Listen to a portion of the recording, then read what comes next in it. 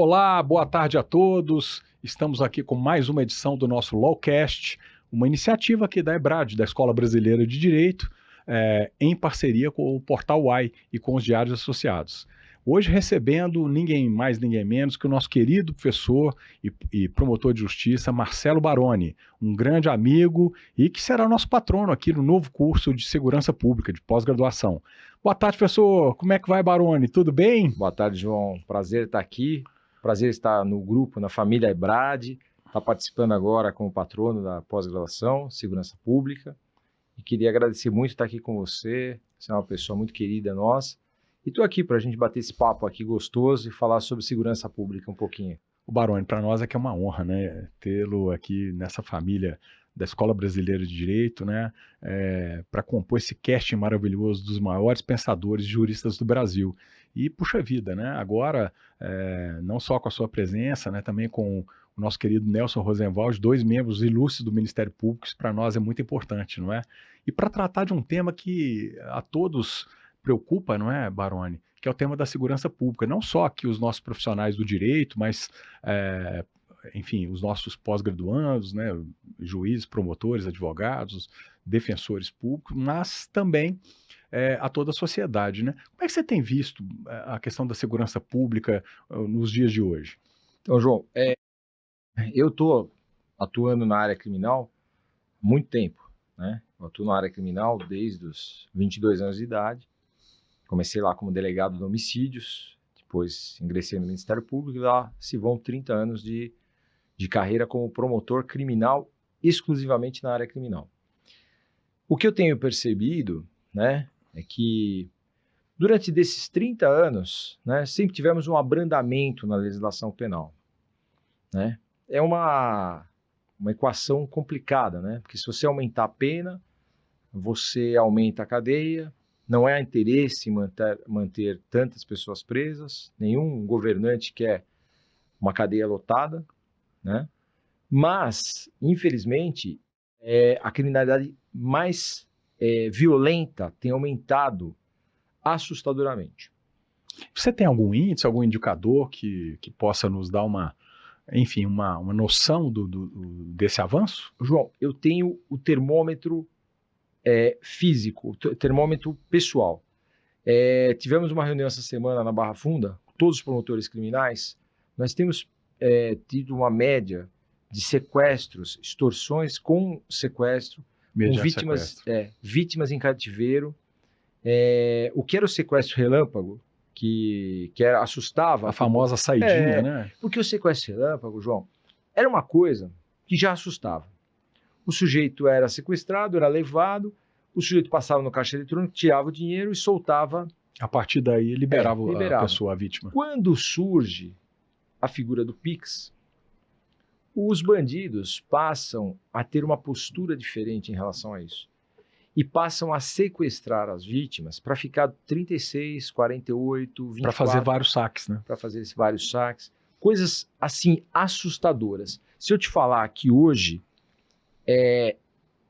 Em 2001 nós tivemos um período muito difícil em São Paulo. São Paulo foi um período que todo mundo era sequestrado. Em 2001. Portanto, já se vão mais de 20 anos. Mais de 20 anos. Na época houve um empenho muito grande de todo mundo para diminuir isso. Teve um empenho muito grande. Mas havia um rigor maior na legislação. Havia um rigor maior, inclusive em relação ao crime hediondo, era mais rigoroso, o crime era integralmente fechado, o cumprimento da pena. E com o passar dos anos, houve um abrandamento. E esse abrandamento acabou estimulando ainda mais. Mas o abrandamento da ocorrência desses crimes, o abrandamento da pena. Da pena. Mas naquela época, em 2001, eu me lembro bem, a lei estava muito mais rigorosa, era muito mais rigorosa, houve um empenho das polícias muito forte, houve um empenho muito forte do judiciário, do Ministério Público, e eu me lembro que aquela onda passou. Aquela onda passou. Eu me lembro que na época sequestrava-se. Eu me lembro que eu cheguei aí uma vez a acompanhar um caso de antissequestro, no antissequestro, e o delegado me disse: olha, tá vendo essa divisória aqui? Quem fez essa divisória pra gente foi uma doação de um marceneiro que foi sequestrado.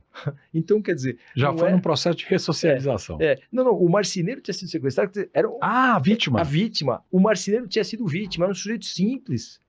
E depois ele doou as divisórias da secretaria para antissequestro. Então, quer dizer, naquela época, se sequestrava qualquer pessoa. Foi em 2001 isso. O que está acontecendo, o que eu, no meu termômetro, né, Barra Funda, que é o termômetro que hoje todos os crimes violentos, né, todos os crimes punidos com reclusão, a competência de apuração é da Barra Funda. O que nós, promotores criminais, estamos percebendo? Que esses crimes, pós-pandemia, vieram muito mais violentos. Então, o criminoso hoje, ele está indo por tudo ou nada. Então, isso está preocupando demais, né? Tanto é que eu e meus colegas começamos a pensar em alguma medida para tentar coibir, né? Coibir. Agora, é necessário também que os bancos tenham uma certa responsabilidade sobre isso. Porque quando você vai passar uma coisa que foi muito bem lembrada por uma colega, foi o seguinte, o cartão de crédito, se você passar aqui no bairro aqui, na Moca, né? Se você passar na Moca, se você for passar ele num bairro à meia-noite, na cidade de Tiradentes, o cartão vai bloquear, alguém do setor de segurança vai ligar, vai ter um controle. O Pix não tem esse controle nenhum, não tem controle nenhum. Então o cara, da onde ele estiver, ele faz o Pix e acabou. Isso está fazendo com que os criminosos estejam agindo de forma muito violenta. Então tendo muito sequestro, é uma coisa que está preocupando demais. O nosso tema é segurança pública, né? Eu a vida inteira trabalhei nessa questão da segurança pública. Porque o professor Baroni, antes, inclusive, de ser promotor de justiça, né, de ser membro do Ministério Público, também foi delegado, não é isso, professor? Delegado de homicídios. Homicídios, naquela época, João, nós tínhamos uma média de 3.000, 4.000 homicídios por ano. Era um absurdo. Locais de homicídio, você tinha locais de homicídio, às vezes 10 locais de homicídio numa noite. Então era uma época violenta também. Uma época que também nós tivemos uma fase muito difícil na parte do crime de homicídio. Só que eu me lembro também que nessa época, João, o latrocínio, que é o roubo seguido de morte, né? Que é aquele que não tem uma motivação, mas sim é um roubo, o sujeito vai roubar e atira na vítima, também era uma coisa rara. Eu me lembro que naquela época, quando acontecia 1, 2 latrocínios, era uma coisa mais complicada. Então hoje a gente está percebendo que o criminoso está mais violento, ele está mais agressivo. Pós-pandemia, essa questão do cativeiro agora, do sequestro, ficou muito grave. Isso está me preocupando bastante, até porque eu acho que a legislação nossa tem algumas falhas. Perfeito. Queria, inclusive, aproveitar aqui para render nossas homenagens aos nossos delegados de polícia, né? E eu faço aqui na pessoa do grande amigo e excelente profissional, que é o doutor Hamilton Benfica. Um grande abraço a todos os delegados. Professor Baroni, e você falou de algumas deficiências na nossa legislação. Quais seriam as propostas que poderiam ser feitas para poder aperfeiçoar essa... Porque eu entendo essa questão do Pix, mas que, por outro lado, tem trazido um benefício social muito grande para aqueles que sequer tinham contas bancárias, não podiam empreender, não é? Então, isso hoje, a gente vê, aliás, o taxista que me trouxe aqui, a primeira coisa que ele me pediu, olha, pode pagar com o Pix, não é? Ele quer evitar aqueles intermediadores, cartões de crédito, bancos que retiram ali, né, do preço dos serviços, né, boa parte, né, do lucro, né, porque cobram sobre o valor do preço do serviço ou do produto e não sobre o lucro da pessoa, né? Então, 4% do todo faz uma diferença muito grande. Então, assim, eu acho que simplesmente a gente acabar com o Pix, a gente estaria atrapalhando um avanço espetacular, não é? Sem dúvida nenhuma. E o criminoso sempre acha uma nova forma de abordagem, né? Então, do ponto de vista legislativo, quais seriam as medidas que seriam mais importantes que a gente sensibilizasse? E aqui falo aqui para os nossos queridos congressistas, né? Estamos com um congresso novo que acabou de ser empossado, não é? E que, na verdade, se diz muito comprometido com a segurança pública, né? A chamada, até um termo muito pejorativo, né? Usam essa bancada da bala. Eu detesto esse tipo de vamos dizer assim, enfim, de rótulos, né? Mas preferia chamar aí da bancada da segurança pública, né? Eu acho que mais Essa viável. bancada de parlamentares que se diz muito preocupada, né, com a criminalidade e com a forma de coibi-la, né? O que a gente precisaria de sensibilizá-los? Quais seriam as Perfeitamente. medidas Eu acho que- sugeridas? Eu acho que hoje, João, a gente teria várias medidas que a gente poderia tomar. Tem algumas medidas que são fáceis, apenas algumas alterações na legislação para tentar fazer com que esses criminosos pensem um pouco antes de cometerem os crimes. Eu vou falar uma coisa para você, João. São criminosos jovens, uma média de 18, 19 anos, e que estão saindo hoje com uma pena de aproximadamente 20 anos de prisão, quando são condenados. Ainda dá para aperfeiçoar mais isso, porque a pena, eu vou explicar, já explico por que eu estou falando isso. Mas esses criminosos que estão indo por tudo ou nada, estão pegando uma pena de 20 anos. O problema, nosso problema maior, chama-se Lei de Execução Penal. Que é aquela questão, né, que após um sexto do cumprimento da pena, ele pode, né, progredir de regime, não é isso? Quando eles estão praticando o roubo, porque há um entendimento tranquilo, e a jurisprudência nesse ponto ela é bem tranquila, que em relação ao roubo e à extorsão, que são dois crimes, há um entendimento dos nossos tribunais que pode haver o concurso desses dois crimes. E como você tem o roubo é cometido normalmente com emprego de arma, você acaba tendo, ele é hediondo, então o cumprimento já é um pouco mais severo. Aham. Mas mesmo assim, a lei de execução penal acaba tendo muitos benefícios e que deveria sofrer uma alteração para ser mais rigorosa. Perfeito. Esse é um ponto. Na questão do sequestro, tem um ponto importante. Por exemplo, só uma questão agora prática que aconteceu outro dia e eu preciso aproveitar, já que nós estamos aqui nesse Não, bate-papo. aqui o nosso bate-papo Acho que a gente pode aproveitar esse bate-papo para colocar isso. A extorsão, que é a extorsão que foi criada já pensando no tal do sequestro relâmpago. Esta extorsão, ela tem uma pena mínima de 6 anos. Só que ela prevê o seguinte, olha, se tiver morte ou lesão corporal da vítima... Ao agravamento. Né? Aplica-se a pena do 159 para a mesma situação. Perfeito. Okay. Só que o 159, ele tem uma previsão que se passar de 24 horas o sequestro, a pena vai ser maior. Para evitar aquela situação de reter a dívida. A extorsão vítima, né? Mediante sequestro. Só que há uma discussão aí se neste caso seria extorsão mediante sequestro ou extorsão de 158. Então, o que falta? Falta no 158, que é essa extorsão que está sendo aplicada nesses criminosos, que o legislador acrescentasse, se a extorsão demorar mais de 12 horas, a pena será X, pode ser a mesma da extorsão mediante sequestro. É um detalhe técnico, mas que muda a pena toda a diferença, de né? 6 para 12 anos, a pena mínima. Então já é uma coisa importante, esse é um ponto. Outro ponto que eu percebo, e isso é uma coisa também que a gente precisa colocar, as pessoas que estão participando desses crimes, ainda que de forma menos importante, aquele sujeito que fornece o chip, aquele sujeito que fornece a conta, isso é importante. As pessoas estão fornecendo as contas para os criminosos fazerem os PIX para essas contas e essas contas... E depois eles dizem que não sabiam daquilo. Né? Exatamente. Só que Mas curiosamente eles conseguem esvaziar a conta logo em seguida. Né? Exatamente. Só que essas pessoas estão entrando também por extorsão, por roubo e extorsão, porque são partícipes do crime. Então eles são partícipes do crime, não agiram diretamente, mas estão sendo punidos. Então esse é um ponto para mim importantíssimo.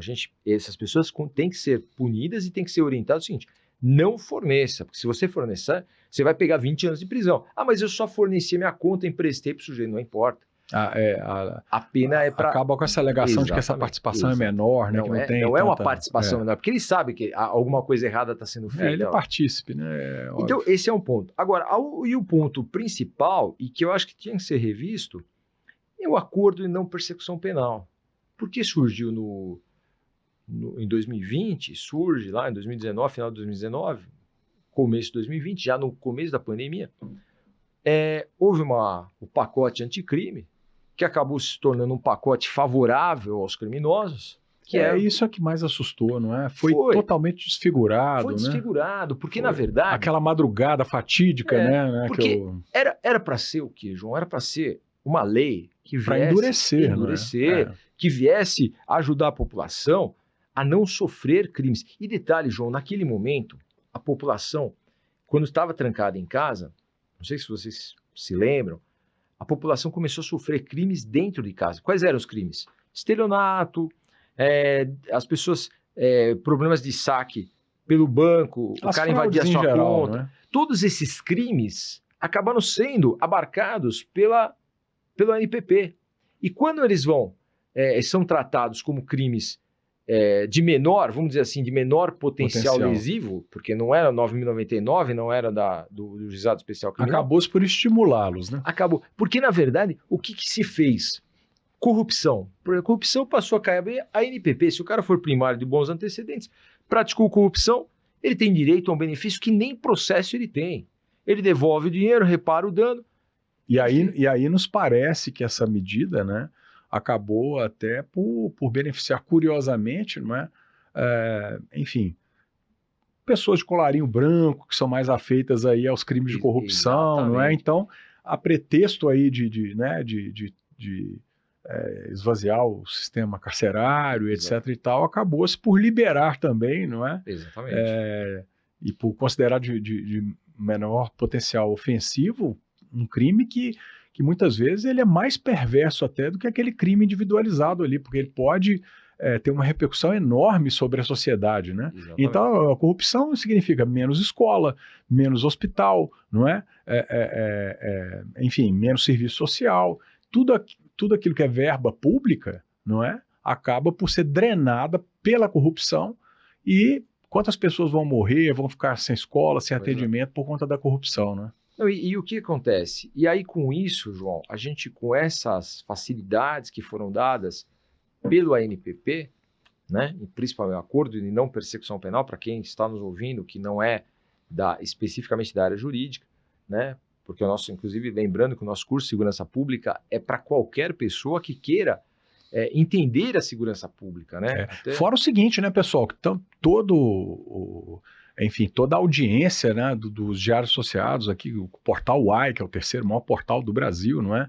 Deixo aqui um grande abraço aqui ao Dr. Álvaro, Zeca, enfim, aos diários associados em geral, não é? Correio Brasiliense, SBT Minas, Rede TV Brasília, enfim, então a gente está aqui também conversando com toda a população, né? Sim, além aqui todo mundo que tenha interesse. Da nossa comunidade Ebrad. Porque veja, João, o que a gente busca? A gente busca uma sociedade melhor, a gente busca uma sociedade, a gente sabe das dificuldades do país, a gente sabe o que a gente não quer é que amanhã uma pessoa esteja andando na rua e seja sequestrada.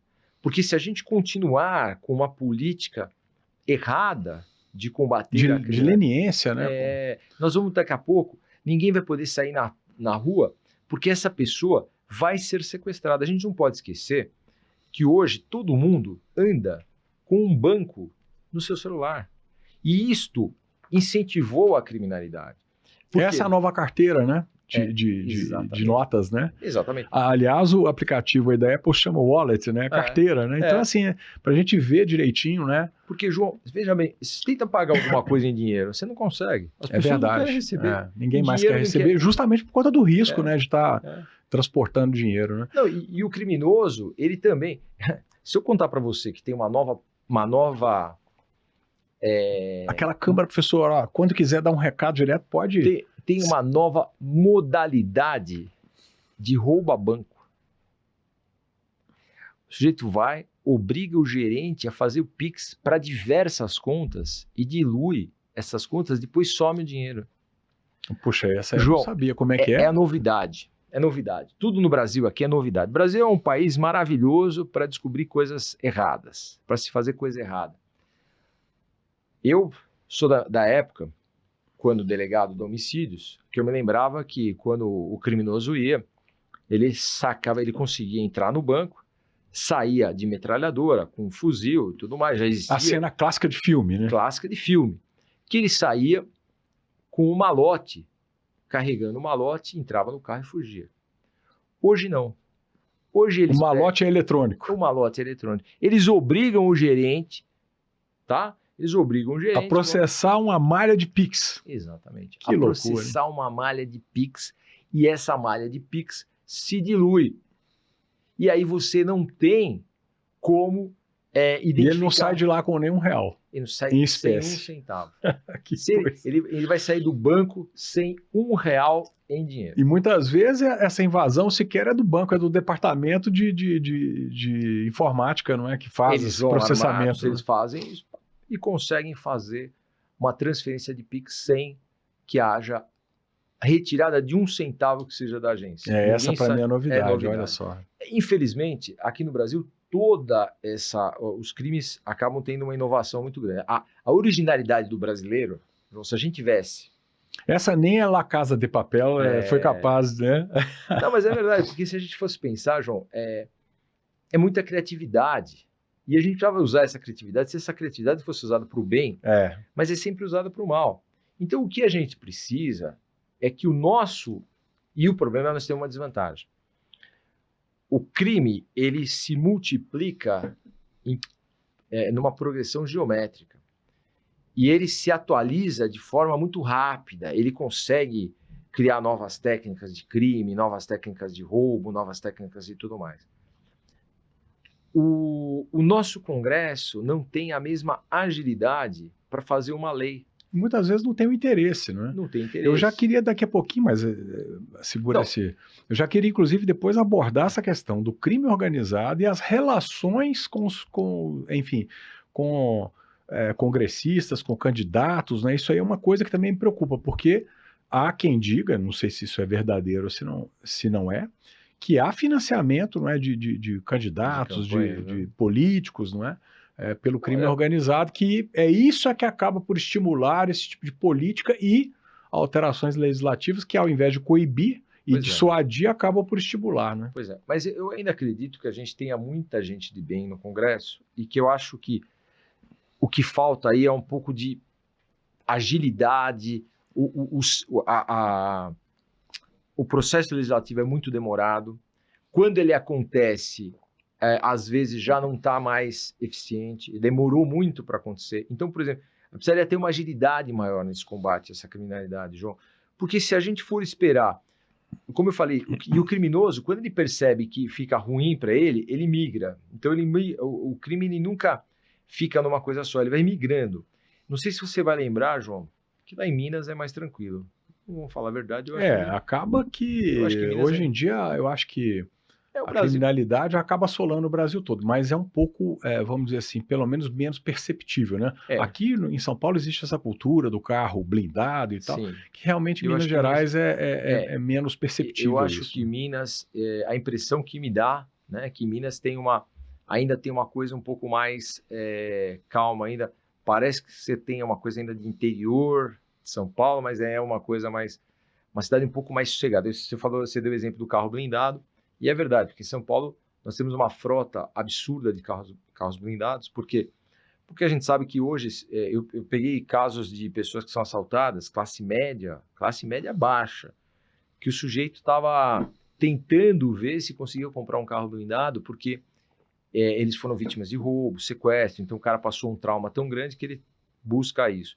Mas em Minas parece que é um pouco menor. Mas eu me lembro, não sei se você vai lembrar disso, João, teve uma época que a moda era invadir prédios e os grupos armados com metralhadoras, com fuzis. Sim, aquele assalto que é de andar e ele em ia andar. Subindo, e ele ia pegando todos os prédios. Aí houve um trabalho intenso da Polícia Civil, a Polícia Civil começou, eu me lembro bastante disso, como eu falo, essa minha relação com a Polícia Civil, que eu tive como delegado, eu ainda mantenho um bom relacionamento com os delegados.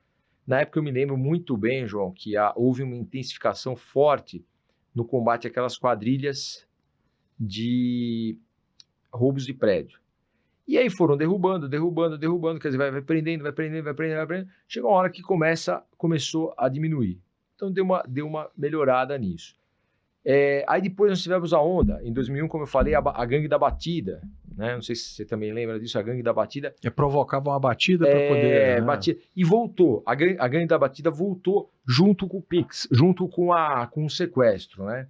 Então o cara vem, ele bate no seu carro, a pessoa tive um caso de uma professora, uma senhora muito boazinha, estava com o carrinho dela, voltando, tal, tranquilamente e tal, uma professora, de repente os sujeitos vêm, bateram no carro dela, ela achou que era uma batida, desceu, quando ela desce, sequestro da professora. Quando ela chega lá, já tinha mais 2 pessoas em cativeiro. Quer dizer, e aí eles tiram tudo que ela tem, tiravam tudo, faziam todas as transferências. É, um pecado, né? Muitas Quer vezes dizer, abusando aí até da fragilidade, né, de uma senhora, é. né? Então tinha, e ela ficou ainda feliz porque ela achou que ela ia passar 2, 3 dias lá. Acabou ficando 4 horas, porque tinha cama para dormir, tinha tudo lá O para. cativeiro estava preparado para longa para ficar. permanência. Então é isso, João, que eu acho que a gente tem que começar a olhar com uma visão, e eu acho que os nossos políticos têm que olhar com uma visão um pouco mais severa, porque e não adianta os tribunais serem mais liberais, como já são, né? Nós temos aí uma postura um pouco mais liberal de alguns tribunais aqui do Brasil, né? Não o Tribunal de Justiça de São Paulo, o Tribunal de Justiça de São Paulo é muito sério, é muito rigoroso, tal, mas quando você vai para outras instâncias, os tribunais são muito liberais, eles querem ser muito benevolentes com o crime. Garantistas, né, em O excesso. termo garantistas me Agora virou a assusta. moda, né? Esse Virou termo. moda, né? Eu não gosto muito desse termo garantistas, porque garantista sou eu, que quero garantir o A lei, né? O direito ao cumprimento cidadão da de lei, bem ao de cidadão de viver bem, em exatamente. liberdade, né? Garantista, eu acho que eu seria um garantista, porque eu acho que o cidadão de bem é que tem que ser respeitado, né? Eu acho que a gente está vivendo um estado de coisas, não é? Que, enfim, o cidadão de bem fica aí apavorado, Pois não é. E os criminosos ficam aí à solta, não é? E eu sou absolutamente a favor, né, do respeito pleno e máximo ao princípio da inocência, né, ao amplo direito de defesa, ao Sim. contraditório, né, a necessidade de provas robustas para se acusar alguém, ainda mais por um crime grave, não é, com a pena alta. Mas por outro lado, não é? A partir de um certo momento em que há essa comprovação, não é? Muitas vezes aí agora é um tema que eu sei que ele é muito complicado, ele é muito debatido, não é? A questão da reversão da jurisprudência do Supremo, do cumprimento da pena em segunda instância, não é? Isso acabou estimulando mais ainda. Com certeza. Especialmente depois eu queria abordar o reflexo disso no crime organizado, que é uma outra questão que nos preocupa bastante, ou seja, você tratou aí de sequestro, extorsão. Isso é uma questão importante. Agora, o crime organizado, a corrupção, que a gente conversou agora há pouco, né? Mas o crime organizado parece que vem avançando, né, de uma forma muito, pelo menos os dados que me passam você falou um pouquinho aí de um sentimento que em Minas Gerais é um pouco mais branda a criminalidade e tal. É também fruto da polícia mineira, né? A polícia militar também né? muito renomada, não é? De tradição, civil também, obviamente. E tem sido feito um trabalho muito importante, né, pelo governador, que foi reeleito agora, reconhecidamente por conta desses e de outros aspectos, não é?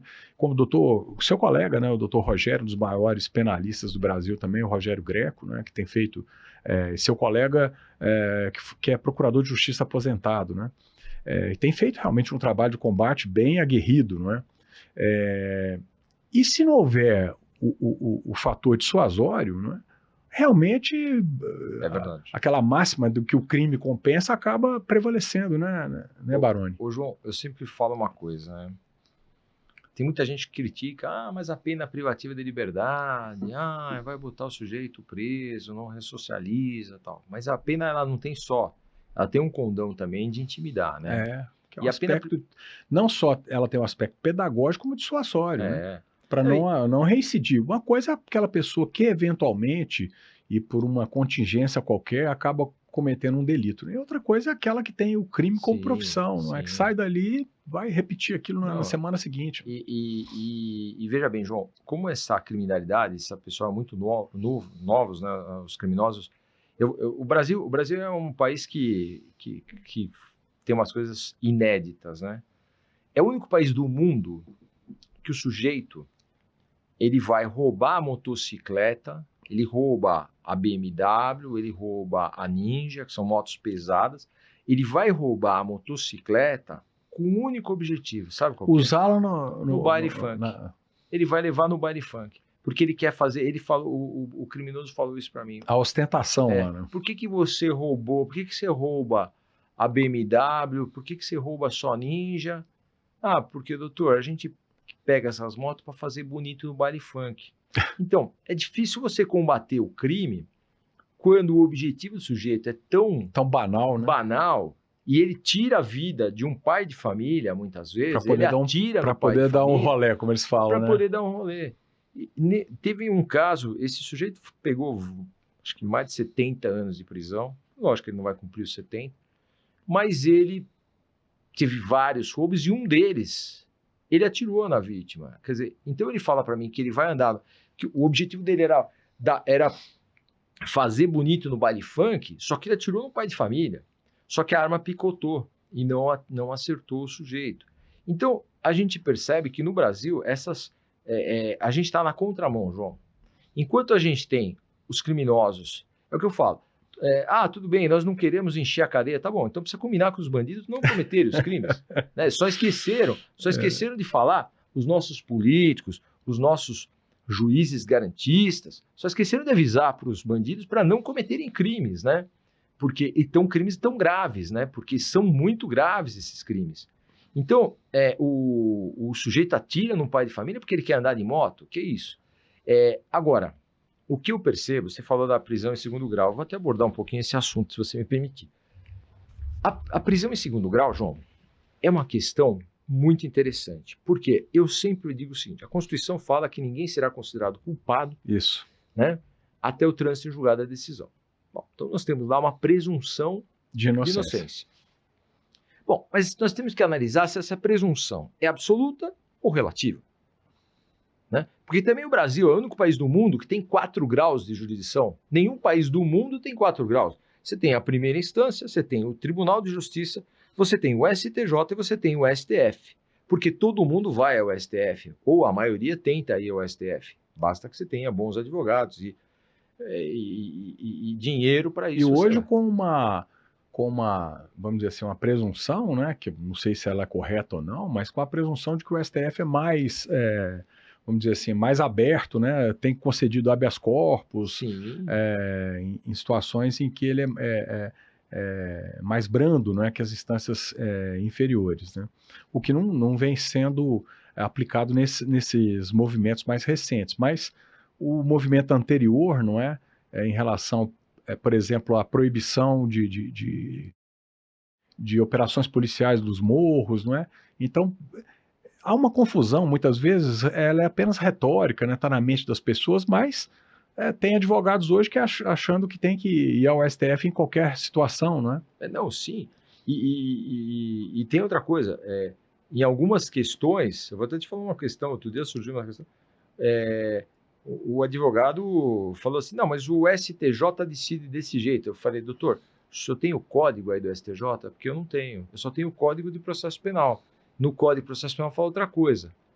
Aí o advogado não tinha que falar para mim, quer dizer, nós temos que saber o seguinte, existe um código, existe uma lei, só que esse problema do direito é que cada um interpreta essa norma como quer, cada um tem uma interpretação da norma. Então, na questão da prisão em segundo grau, nós tivemos duas, veja bem, nós tivemos o mesmo Supremo, ou uma composição um pouquinho diferente, um Supremo diz que podia prender em segundo grau, o outro Supremo diz que não podia prender em segundo grau.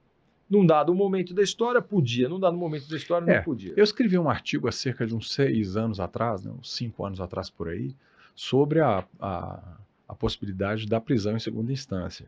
E eu sustentava, e eu reconheço e admito, né, que há possibilidade de interpretações divergentes, né, um grande jurista que defende, né, esse ponto de vista, inclusive meu querido amigo e talvez um dos maiores nomes do direito no Brasil, o ministro Marco Aurélio, né, mas eu sustento o seguinte, que ali no artigo 5º, não é, quando ele quer tratar de prisão, ele o faz designando a palavra prisão, não é? Ninguém será preso senão por autoridade judicial competente. Então ele usa a palavra prisão. Agora, quando ele fala da culpa, aí sim a presunção, porque ele pode ser absolvido, né? Mas sem prejuízo do cumprimento, porque a se tomar essa interpretação como absoluta, poderia haver nem a prisão preventiva, provisória. Por quê? Porque, não, ninguém será culpado senão após Trânsito julgado. trânsito julgado. Então, né, então eu acho que a gente deveria realizar uma interpretação, né, teleológica, inclusive harmoniosa, né, em relação a todos os incisos do artigo 5º, não é? E eu vou falar uma coisa, João, isso já seria um grande avanço no combate à criminalidade. Veja bem, se a gente tivesse, naquela época que a prisão em segundo grau estava valendo, que o Supremo tinha dado aquela postura de prender em segundo grau, vou falar uma coisa para você. Eu tive casos de criminosos perigosos que acabaram indo para a prisão porque tinham sido condenados em segundo grau e, por conta disso, o Tribunal de Justiça de São Paulo expedia mandado de prisão e a gente conseguia aí cumprir esses mandados E mais, de prisão. né, professor Baroni, eu analisando aquele acordo, né, em que teria supostamente havido o reconhecimento da inconstitucionalidade da prisão em segundo grau, eu verifiquei que não houve, na verdade, né, porque o voto, vamos dizer assim, que acabou desempatando é do ministro Toffoli, que não é pela inconstitucionalidade, ele é pela aplicação do novo artigo 283, não é? Que, por sua vez, abraçou esse princípio, né, da impossibilidade de prisão, se não após o trânsito em julgado. Mas o anterior artigo 283, se eu estiver errando de memória aqui, me perdoem, não é? O antigo 283, ao contrário, determinava, inclusive, que o réu se recolhesse preso, inclusive, para poder recorrer, não é assim? E esse foi o entendimento que o próprio Supremo Tribunal Federal adotou ao longo de décadas. Não é? Então, houve 3 momentos, né, em que era basicamente remansosa a jurisprudência de que havia possibilidade de cumprimento da pena já na segunda instância, durante décadas, depois o entendimento de que não poderia, depois o de que poderia e agora de que não pode novamente. Portanto, quatro fases, né? Então, e é exatamente isso que você falou. Eu concordo com você também pelo seguinte: se a presunção de inocência, eu até coloco isso de uma forma um pouquinho diferente de você, mas eu falo assim, se a presunção de inocência ela é absoluta, uma presunção absoluta não admite prova em contrário. Então, se é absoluta, mesmo a decisão do Supremo pode ser questionada, porque ela é absoluta, é uma presunção absoluta, o sol brilha, acabou. Agora, uma presunção relativa, ela tem um momento em que ela perde, né? Ela admite a prova em contrário. Ora, se o sujeito já foi condenado por um juiz e por mais 3 juízes... E a questão probatória, em tese, já estaria exaurida, já né? estaria A exaurida. análise fático-probatória já estaria exaurida, né? Então é um outro... Então a gente já falou aí da questão da lei de execução penal. Já falamos aí da questão da prisão em segunda instância. Já abordamos alguns crimes de potencial ofensivo bem relevante, né? Extorsão, sequestro, né? Latrocínio, enfim. E com relação a essa questão que também é muito politizada, né? Que é o direito à autodefesa, ao direito da pessoa portar arma. Parece que o novo governo agora está com uma medida de que vai ser mais rigoroso em relação à concessão do porte, da posse. Você acha que isso também é algum componente importante ou não? Ou, na sua experiência, a João, pessoa ter o porte e a posse acaba não movendo a agulha? Eu acho que, na minha opinião, sendo bem sincero, eu não acho que este porte de arma faça com que a criminalidade diminua. Pelo contrário. Nós estávamos no momento em que, em tese, poderia estar todo mundo portando arma, no momento aí do governo. Não acho que diminuiu a criminalidade, pelo contrário, aumentou a criminalidade. Mas os indicadores caíram. Então, João, a 30%. Mas veja bem, eu sei que... Mas tem um fator, você fala assim para mim, o bandido, ele sabe que a outra parte está armada, ele tem medo. Mas também muita gente despreparada, isso é uma opinião minha. É verdade. Acaba cedendo uma arma para um criminoso que estava usando uma pistola de brinquedo. Então, ele que estava com a pistola de brinquedo... Ele passa a usar aquela arma que o cidadão tem de forma legal para... Agora, é claro que... Numa invasão de uma casa, né, que eu estou dizendo, né? Eu acho que a Não para andar com a arma na rua, mas em casa, né? Como uma última forma de uma legítima defesa. Isso eu concordo. Eu nem tenho, tá? Eu não uso e não me acho apto a manejar arma, né? Você sabe por mas quê? assim, pensando no princípio da legítima defesa, né? Como uma última instância que uma pessoa tem para poder se proteger a si e a família, eu fico pensando se não é justo, né? Que a pessoa tenha pelo menos essa oportunidade. Oportunidade de defesa. Eu acho que a propriedade da arma e o sujeito poder estar com esta arma na casa dele, que é o lar, que é o ambiente. Veja, a gente percebe... Como a lei diz, é o asilo inviolável, né? Inviolável. Ora, o próprio Supremo vira e mexe, defende... quando o policial invade alguma coisa, uma casa, há uma crítica muito grande que a polícia invade e tal.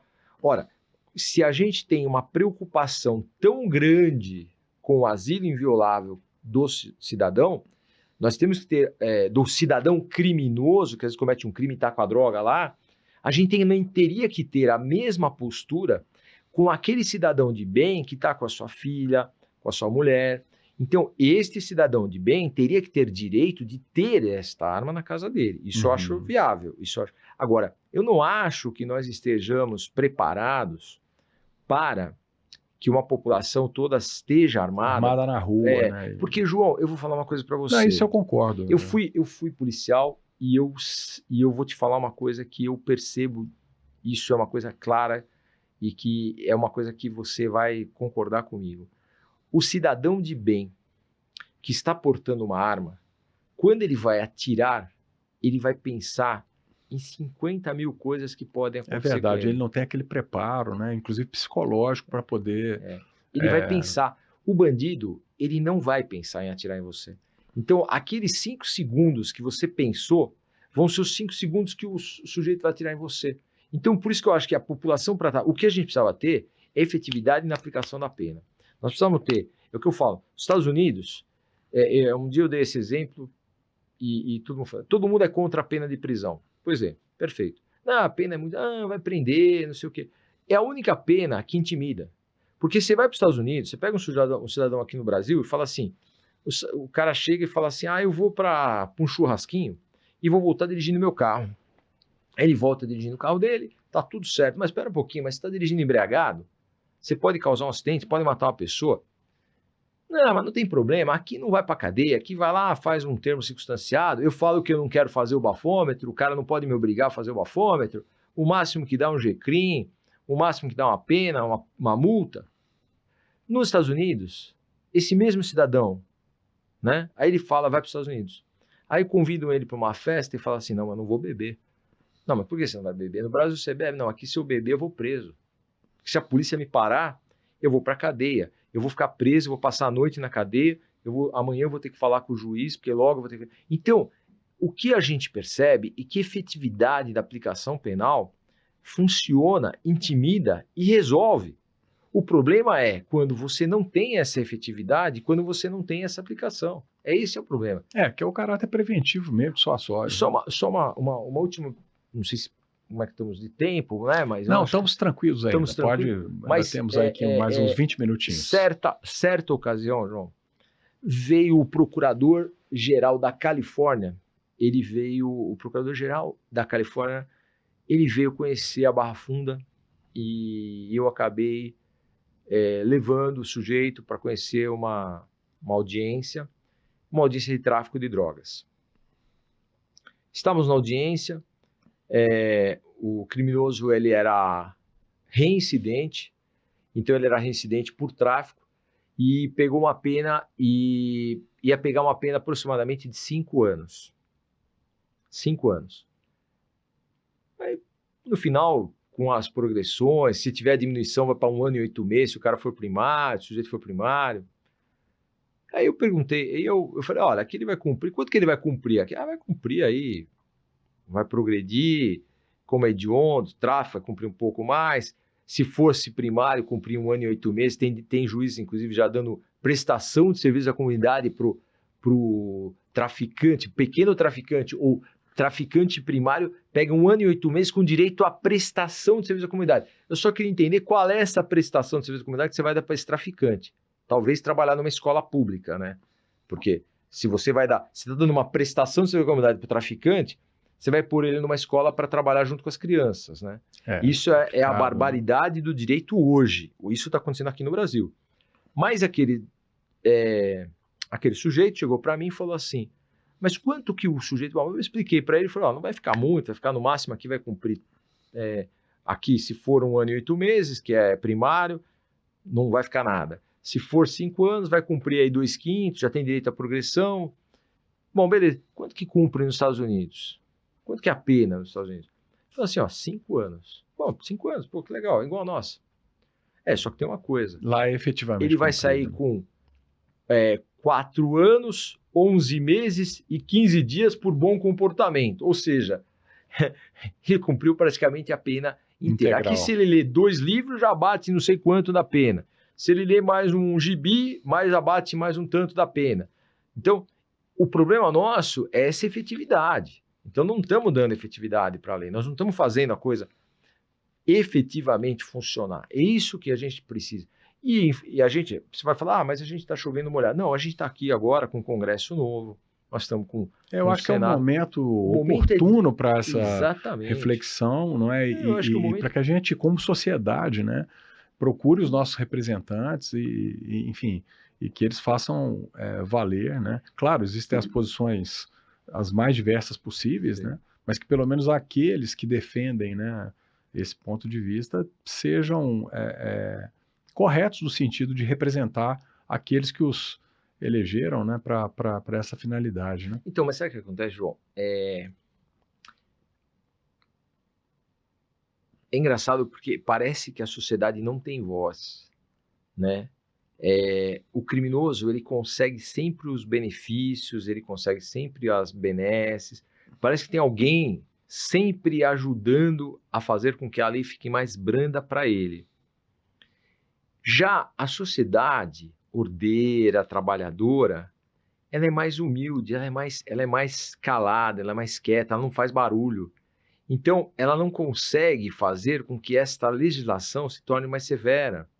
É engraçado que eu estou há 30 anos no Ministério Público, 34 anos lutando contra o crime, eu já vi proposta de fazer, mas é muito raro. Se eu vi uma vez melhorar, foi porque aconteceu alguma coisa, foi porque aconteceu um crime de repercussão e alguém conseguiu fazer... Aquele momento de comoção, né? Aquela comoção, e aí o pessoal vai e faz aquela pena.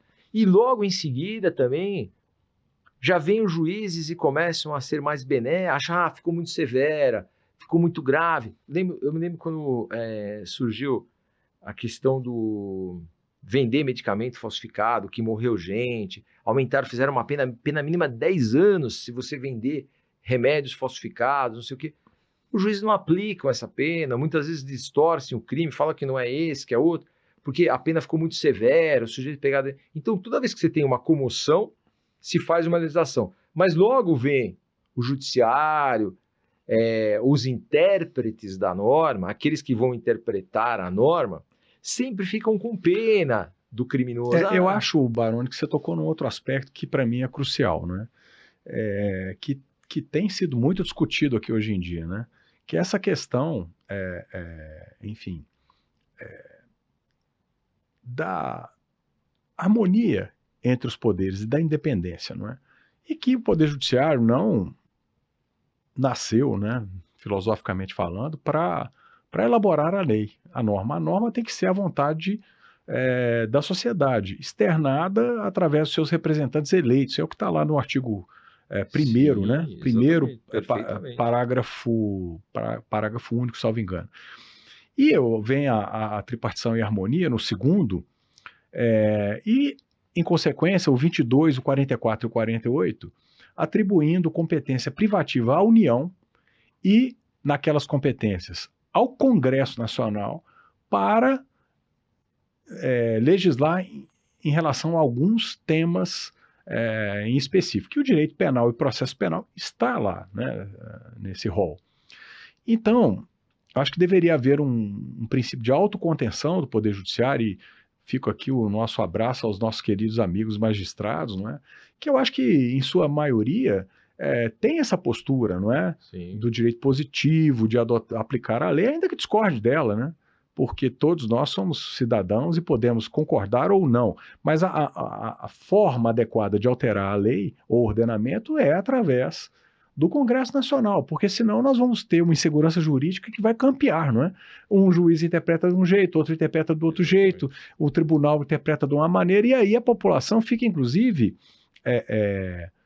perplexa sem saber o que tem que seguir, não é? Porque aquela presunção de que ninguém pode alegar o desconhecimento do direito, justamente para que a norma seja efetiva e aplicável, ela perde sentido, porque a pessoa vai dizer assim, mas eu tenho que acompanhar o posicionamento de cada juiz, de cada jurisprudência, de cada tribunal.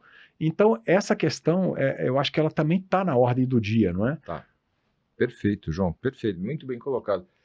Uma questão tormentosa isso, porque, veja bem, teve uma época que se vedava a liberdade provisória no caso de crime hediondo. Não é verdade, não pode dar liberdade, então não podia conceder liberdade provisória. Estava no texto de lei. Os juízes davam e alegavam que ele estava interpretando a norma e que ele entendia que poderia conceder a liberdade provisória, que não era absurdo, que era ele interpretava, ele, juiz de primeiro grau, dizia que a norma era inconstitucional. Quer dizer, então, isto é complicado, porque se cada juiz vai interpretar a norma do jeito que ele quer, então não precisa ter norma. Não é verdade? E não há como cumprir aquele princípio que aprendemos, né, pessoal? Que os nossos amigos estudantes aqui da EBRAD, não é? Enfim, já são, em sua maioria, nossos colegas advogados, promotores, juízes, né? Mas a gente aprendeu lá nos bancos escolares, norma agente, facultas agente. Né? Ou seja, a norma existe, ela é objetiva, dirigida a todos, não é abstrata, e a pessoa tem a faculdade ou não de cumprir a lei, sabendo que, se descumprir, suportará as penas, as consequências né, cabíveis. Agora, se a pessoa sequer sabe qual é a norma, porque ela não consegue entender qual é a interpretação que vai prevalecer, né, e esse amadurecimento, claro, a jurisprudência é fonte do direito, compete ao judiciário interpretar a norma, não é? Mas não há que se conceber aquelas interpretações diametralmente opostas ao que está previsto na lei, não é? Ou elásticas a ponto de distorcer aquele caráter que estava intrínseco na norma, né? Não, João, é o que você falou, quer dizer, está escrito, mas o judiciário não quer falar assim, não, eu entendo que não é assim, eu entendo que é diferente. Eu estava dando aula hoje e eu falei para os alunos, olha, o princípio da aplicação do processo penal, um princípio informador do processo penal, o princípio da legalidade. Eu não posso chegar, eu sou promotor, eu recebo um inquérito de tráfico de drogas e eu entendo que o tráfico tem que ser, que as drogas têm que ser legalizadas. Então eu não vou denunciar porque eu entendo que o tráfico tem que ser legalizado e eu arquivo. Não existe isso. Que é o princípio da reserva legal, lá no artigo 5º também, ninguém é obrigado a fazer ou deixar de fazer alguma coisa, senão em virtude da lei. Então, a lei vamos dizer assim, é a base de tudo, não é? Porque senão vai ser uma situação de segurança jurídica absoluta. Não, João, vamos lá. O juiz e o promotor e o delegado, nós somos escravos da lei. Eu tenho que fazer porque eu tenho que fazer. Olha, por exemplo, o sujeito lá praticou um crime, eu fiquei com pena, porque realmente não era um crime grave. Ele foi lá, pegou, tal, não sei o quê. Mas o que eu vou fazer? Eu tenho que cumprir a lei. Eu não posso simplesmente falar, não quero cumprir a lei. Entendeu? É isso que eu estou querendo dizer. Já existem muitos benefícios na lei, e se aquele sujeito não tem direito ao benefício, é porque E fora que vai haver um tratamento diferenciado, né? Em algumas situações, se a pessoa está sujeita a uma jurisdição tal, a interpretação é de uma forma. Se ela está sujeita a outra instância ou a outro juiz, o tratamento numa situação idêntica, né? É diferente. Então também há aquele sentimento de injustiça, né? E de insegurança. E loteria, né? Porque se você tem a mesma norma, sendo aplicada de várias formas por vários juízes. Então você fala assim, bom, pera um pouquinho, qual norma que vale? A deste juiz, a deste juiz, a deste juiz? Isso eu vivi na Barra Funda, na promotoria Barra Funda, que é a nossa, eu falo Barra Funda para quem não é afeto aqui em São Paulo, não conhece aqui a capital. Barra Funda é onde ficam todas as promotorias criminais da capital e todas as varas criminais da capital dos crimes punidos com reclusão. E numa época não havia o juizado especial criminal, então todas as varas faziam o juizado especial criminal. Existia uma lei que tratava do juizado especial criminal. Só que cada juiz interpretava a norma de um jeito, cada juiz fazia de uma forma. Então, esta interpretação por parte dos juízes é que faz com que gere um sentimento de impunidade também, porque, pô, mas aquele juiz mandou fazer tal coisa, esse aqui fala que não pode. Por exemplo, no NPP fala que o cara tem que confessar. Os juízes criaram uma doutrina deles, falando assim, a confissão pode ser simples, não precisa confessar nada. Fala que, se eu vou ler a denúncia, eu falo se é isso mesmo. Não, o cara tem que confessar, e não fala, tem que confessar com detalhes para ter direito ao benefício, né? Então, quer dizer, cada um interpreta a norma de um jeito, cada um tem uma forma de interpretar a norma. Isso gera muita insegurança. Enquanto a gente não botar uma ordem na casa, nós não vamos conseguir fazer. E aqui, né, pessoal, falamos também não só nessa questão, claro, no combate à criminalidade, o endurecimento é importante, mas essa insegurança muitas vezes é até contrária ao interesse do réu, né? Ou do indiciado, ou do investigado.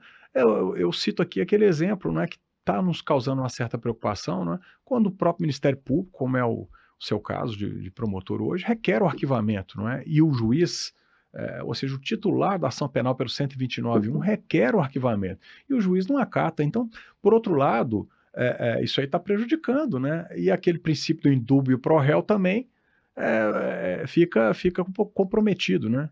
Outros casos que me causa preocupação também são criações de tipo penal a partir de decisões judiciais, né? Aquele brocardo, aquele princípio que vem lá desde o direito romano, né? Nullum crime, nulla pena, sine lege, né? E aí decisões judiciais estendendo por interpretação, né, tipos penais, né? O que você acha desse tipo de coisa? Eu sempre digo o seguinte, né? O direito é uma ciência totalmente subjetiva, né? A gente não conseguiria colocar um fato num computador e sair a sentença. Poderia fazer. Senão nós vamos ser julgados pelos algoritmos, né? Exatamente. Senão a gente teria... E outra. E eles não teriam nenhuma interpretação subjetiva daquele fato. Seria tudo objetivo. Ó, papum, papum. Essa é a pena. Por um lado, em alguns momentos seria bom isso. Mas em outros momentos, João, não seria agradável? Não, claro, eu acho que a figura do juiz e do magistrado é indispensável, não é? Importantíssimo. E eu até faço questão de deixar consignado aqui, né, nosso respeito e nossa admiração pela magistratura brasileira, né? São apenas questões pontuais e que a gente está colocando aqui no debate para que a gente possa realmente evoluir, não é? Não, sim, eu acho que é importantíssima essa avaliação subjetiva. E essa avaliação subjetiva por parte do magistrado, por parte do Ministério Público, que é o titular da ação penal, é importante. Alguns mecanismos já foram criados, inclusive nessa questão da imparcialidade do juiz, está cada vez mais latente. E essa questão da titularidade da ação penal por parte do Ministério Público, cada vez mais latente. Tanto é que está hoje suspensa ainda a eficácia, mas o arquivamento não vai mais passar pelo judiciário. O arquivamento vai passar quando o pacote, tem uma parte do pacote anticrime que está suspensa por uma decisão do ministro Supremo. Quando isso entrar em vigor, o arquivamento será única e exclusivamente feito pelo Ministério Público. As partes podem recorrer desse arquivamento, mas quem vai dar a palavra final é o Procurador-Geral de Justiça. Então, fica dentro da instituição... Como está hoje no 129, né? A Constituição Federal. Sim, da Constituição. Sim. Que é o titular da ação penal, o Ministério Público. Isso. Ele que tem que decidir se vai arquivar ou não vai arquivar. Porque ele vai... é o titular. Até porque, João, hoje a prova tem que ser produzida, até porque hoje, pelo sistema cross-examination, o promotor é que tem que fazer, inclusive, as perguntas. Ele faz as perguntas diretamente para a testemunha, E a defesa também. Então, o juiz já está imparcial, na própria audiência ele tem que ficar o mais imparcial possível, né? o mais equidistante possível.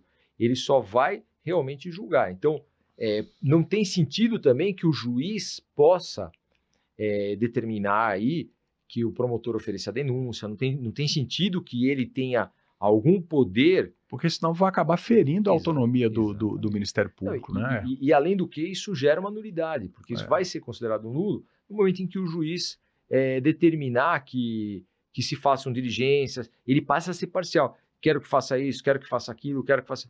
Ele não é titular da ação penal, então ele não pode fazer isso. Se ele fizer isso, ele está sendo parcial. Excelente, meu amigo Baroni. Já estamos indo aqui para a nossa fase final, né? E aqui, pessoal, é só uma degustação, não é? É só um bate-papo para que vocês possam ter ideia, enfim, do fio condutor, não é? Que vai nortear todo o nosso curso aqui de pós-graduação em segurança pública, onde os temas, obviamente, vão ser debatidos e tratados de uma forma bem profunda e exaustiva, não é? Mas, meu caro Baroni, eu queria deixar aqui uma oportunidade para suas considerações finais. E já de antemão aqui te agradecer imensamente pela presença aqui no nosso Lawcast da EBRAD. Só autoridades e juristas de grande renome têm passado por aqui e para nós é uma honra muito grande tê-lo aqui conosco, tá bom? Obrigado, João. Eu só digo o seguinte, a honra de estar na EBRAD é minha. Quando recebi o convite para vir para a EBRAD, foi uma honra, só com nomes de peso. Me considerei muito importante ao estar aqui com vocês. Estou aqui estamos com essa nossa pós-graduação agora. É uma pós-graduação voltada, basicamente, para questões muito de direito e questões de realidade. Estamos trazendo na nossa pós-graduação Procurador-Geral de Justiça, Delegado-Geral, autoridades que trabalharam na segurança pública, diretor da Polícia Científica, que vai dar aulas de medicina legal. Vários temas serão tratados na nossa pós-graduação da EBRAD. E eu fico lisonjeado de estar aqui com você, João, e de estar participando da EBRAD, e eu que tenho que agradecer aqui o convite de estar aqui com você. Muito obrigado e agradeço aí a nossa EBRAD. Bom, pessoal, foi uma honra então ter aqui conosco o nosso querido promotor e professor Marcelo Baroni. Queria já deixar aqui com vocês o convite para assistir os próximos episódios do Lawcast, não é? Novas autoridades e juristas de renome estarão aqui conosco e, enfim, agradecer a audiência de todos e deixar aqui um grande abraço e até a próxima. Um abraço, pessoal!